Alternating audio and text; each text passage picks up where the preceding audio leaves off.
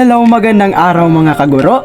Ngayon ay aking ibabahagi sa inyo ang isa sa pinaka-epektibong paraan ng paggamit ng isang interaktibong digital tools na maaari nating gamitin para sa ating klase.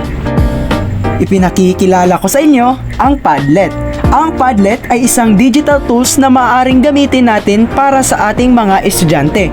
Ito ay isang interaktibong digital tools na nakabubuo ng isang online-friendly environment. Ito ay napakadaling gamitin at i-manipulate. Narito ang mga proseso sa pag-navigate sa Padlet. Una ay pumunta ka sa Padlet website o download the app at tapos gagawa ka ng isang interactive board. Dito ay meron na tayong nagawang interactive board. Sa makikita nyo, maaari kang lumikha ng sarili mong disenyo depende sa kung ano ang gusto mo. Dito sa ating nagawang interactive board, ang topic na nakalagay dito ay ang climate change. Kumpleto na, nandito na ang mga layunin at ang mga panuto sa gawain. Sa nakikita nyo rin, merong 5 kolom na binubuo at bawat kolom ay may katanungan na nakalagay. Paano naman ito gamitin? Simple lang. Tayong mga guro ay pwedeng maglagay ng video o any attachment na magsisilbing gabay sa pagkatuto. Ang gagawin ng mga estudyante naman ay simple lang.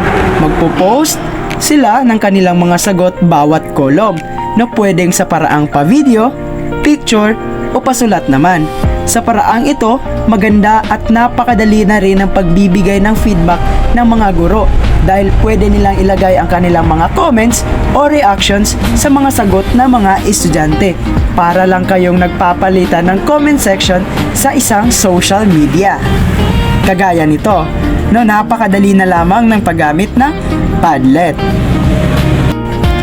Sa kabuuan, ang paggamit ng Padlet bilang ICT tool ay nagpababago sa tradisyonal na aralin tungo sa mas interaktibong karanasan sa pagkatuto.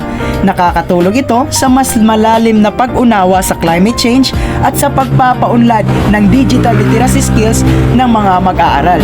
Maraming salamat at magandang umaga. Ito po si Teacher Renz at nagsasabing, gumamit tayo ng digital tools para mas lalong maging masaya at maging interaktibo ang ating mga lesson. Maraming salamat!